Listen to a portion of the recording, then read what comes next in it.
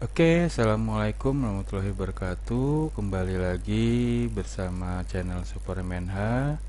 Yang kali ini kita masih dalam pembahasan mengenai elektronika dasar dan juga melanjutkan dari materi kita sebelumnya ya mengenai transistor.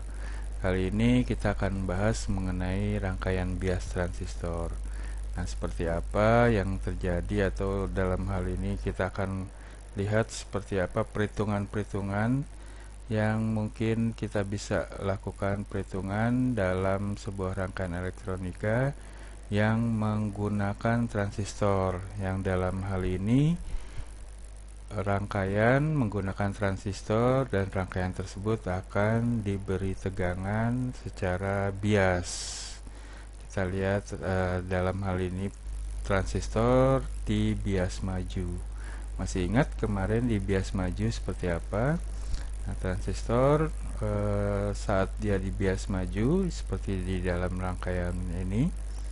Oke, jika di bias maju itu saat sebuah transistor dalam suatu rangkaian di mana kaki-kakinya, kaki kolektor, kaki basis, kaki emitor, maaf, itu akan diberi sumber tegangan baik positif atau negatif. Nah, saat transistor di bias maju, nah, kaki basis, ini kaki basis dan kaki kolektor, basis dan kaki kolektor dihubungkan dengan kutub positif dari sumber. Nah, seperti digambar ini kaki basis dihubungkan dengan kutub positif dari sumber tegangan. Kemudian kaki kolektor juga dihubungkan dengan kutub positif dari sumber tegangan di sini. Sedangkan emitter dihubungkan, kaki emitter sini dihubungkan dengan kutub negatif dari sumber. Nah, ini saat kaki basis dan kolektor dihubungkan dengan kutub positif sumber, kemudian kaki emitter dihubungkan dengan kutub negatif dari sumber tegangan. Nah, inilah yang terjadi saat transistor diberi tegangan bias maju atau forward bias kemarin. Oke, kita lanjut. Nah, dalam hal ini seperti dilihat di gambar di sini, yang terjadi aliran elektron dalam transistor akan menyebabkan lapisan deplesi atau depletion layer atau lapisan pengosongan kemarinnya di materi kita mengenai semikonduktor antara kaki basis dan kaki kolektor, serta juga akan terjadi deplesi layer atau lapisan pengosongan antara kaki basis dan emitter akan mengecil. Nah, dengan mengecilnya lapisan deplesi ini, elektron akan dapat bergerak dari kaki emitter ke kolektor di gambar dan akan terkumpul elektron-elektron tersebut di kaki kolektor dalam hal ini. Itu saat terjadi depresi layer dalam hal ini. Nah, kita lanjut di materi kita. Oke, nah jika elektron bergerak ke bawah, maka arus akan bergerak ke atas, begitu juga sebaliknya gitu. Jadi pergerakan elektron itu berbanding terbalik dengan pergerakan dari arus di dalam hal ini. Nah, dalam praktek atau dalam kenyataannya kita tidak mengenal istilah aliran elektron, tapi kita mengenal istilah aliran arus listrik. Begitu juga saat kita ukur, kita nggak bisa atau dalam pengukuran kita mengukur arusnya nih, arus listriknya, bukan aliran elektron yang dihitung dalam rangkaian elektronika khususnya menggunakan transistor seperti ini. Jadi walaupun ada aliran elektron, tapi yang kita hitung atau kita akan ukur itu adalah aliran arus listriknya. Nah, tadi arah gerakan arus listrik berlawanan dengan gerakan elektron. Tadi kalau elektron ke atas, dia ke bawah. Gerakan arus listriknya ke bawah. Begitu juga sebaliknya gitu ya. Oke, aliran arus dalam transistor apa aja nih? Ada 3 jenis arus yang mengalir dari dalam transistor, yaitu ada yang pertama arus yang mengalir melalui lapisan basis. di kaki basis di transistor. Nah, itu disebut dengan arus basis atau kita singkat dengan IB. Kemudian arus yang mengalir melalui lapisan kolektor. Nah, ini disebut dengan arus kolektor, disingkatnya dengan IC. Yang ketiga ada arus yang mengalir melalui lapisan emitter. Nah, ini kita sebut dengan arus emitter atau disingkat dengan IE.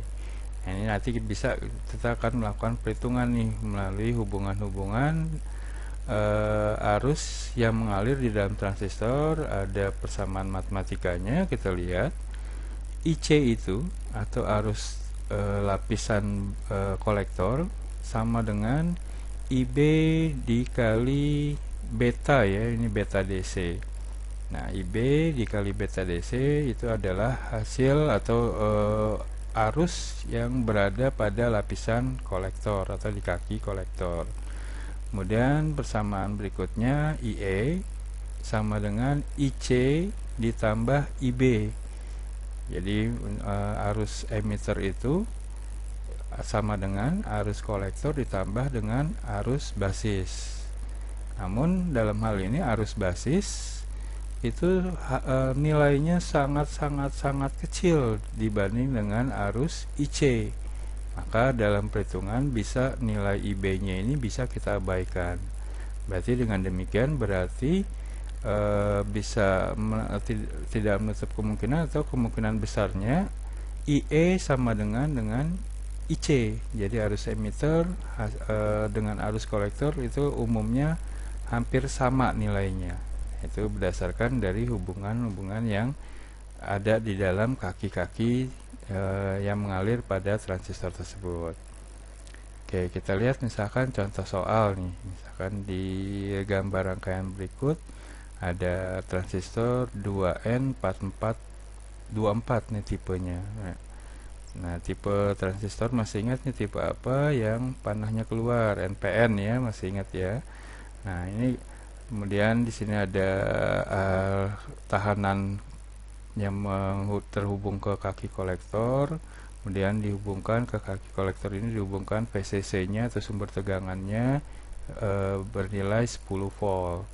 Kemudian di kaki basis dihubungkan dengan sebuah tahanan yang terhubung ke kaki basis senilai 100 kilo ohm dan dihubungkan dengan sumber tegangan atau VBB sini sama dengan 5 volt. Nah, ini gambar rangkaian ini bisa nanti kita hitung nih arusnya ataupun tegangannya.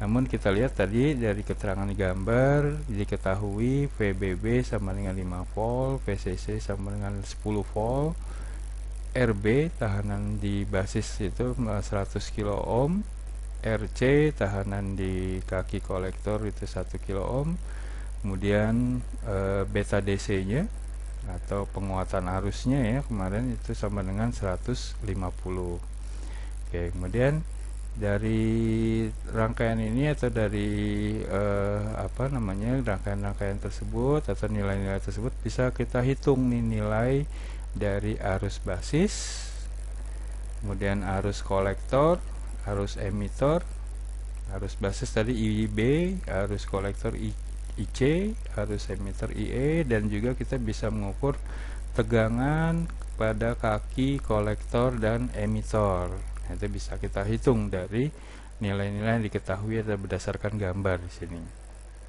Oke, bagaimana kita menyelesaikannya? Yang pertama tadi diminta untuk menghitung IB atau arus basis. Nah, arus basis ini didapat dari nilai untuk mengukur arus itu bisa kita gunakan rumus I sama dengan V per R ya. Dan dasarnya seperti itu. Untuk arus itu sama dengan tegangan dibagi dengan hambatan.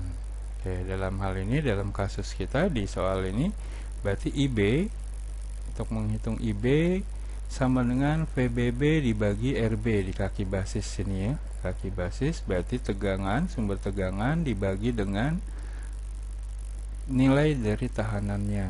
Atau dalam hal ini VBB sama dengan 5 volt dibagi dengan tahanannya 100 kilo ohm atau dalamnya 100.000 ohm.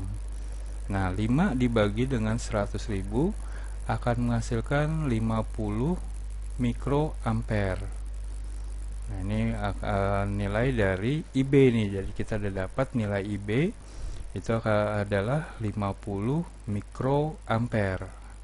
Atau mikro itu hitungannya sepersejuta ya, atau 10 pangkat minus 6. Nah, berarti di sini sudah kita hitung sini IB di kaki IB ini nilai arusnya yang berada atau masuk ke kaki basis itu senilai 50 mikroampere. Oke, lanjut kita mencari arus berikutnya atau arus kolektor. Nah, arus kolektor di rumus kemarin itu ada IC sama dengan IB dikali dengan beta DC. Arus kolektor adalah arus basis, kan kita tadi sudah dapat arus basisnya ya, senilai 50 mikroampere dikali beta DC. Tadi di soal diketahui adalah 150. Nah, ini kita bisa hitung nih, bisa kita tinggal kalikan, tinggal masukkan nilai IB-nya tadi kita dapat ini 50 mikroampere. Atau bisa kita konversi menjadi ampere, kita bagi 50 dibagi dengan 1 juta, maka hasilnya adalah 0,00005 ampere dikali 150 tadi BDC nilainya, maka kita akan dapat adalah IC 7,5 miliampere. Nah, ini mili seper-1000 ya berarti ya, 7,5 miliampere. Nah, kita sudah dapat IB, kita sudah dapat IC. Berarti dengan demikian kita dengan mudahnya bisa kita mendapatkan nilai dari arus emitter. Arus emitter. Nah, ini salah nih, mungkin ini tambah ya. Ini tambah. Nilai arus emitter itu sama dengan IC ditambah, ditambah dengan IB. IC-nya tadi kita dapat, ini kita konversi milinya kita hilangkan, kita konversi menjadi ampere menjadi 0,0075. Ini didapat dari 7,5 dibagi dengan 1000, hasilnya 0,0075 ampere. Ditambah dengan IB-nya. IB tadi kita sudah dapat ini 50 mikroampere, kita jadikan ampere. 50 dibagi 1 juta ya, mikro ya, berarti 0,00005 ampere.